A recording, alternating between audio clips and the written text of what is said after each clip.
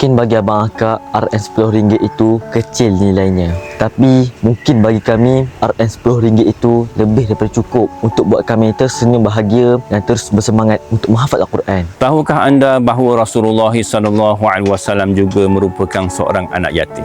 Baginda adalah contoh insan yang paling pemurah dan sangat mementingkan kebajikan mereka yang kehilangan tempat bergantung. Membantu anak yatim bukan sekadar memberi makan, tetapi ia adalah satu pelaburan iman yang akan membawa kita berada sangat dekat dengan kedudukan Nabi Muhammad SAW di syurga kelak. Jangan kita biarkan mereka merasa sendirian di dalam meniti hari-hari yang mendatang tanpa bimbingan dan kasih sayang. Rebutlah ganjaran sedekah dengan menyantuni anak-anak yatim hari ini. Klik link di bawah untuk sumbangan anda.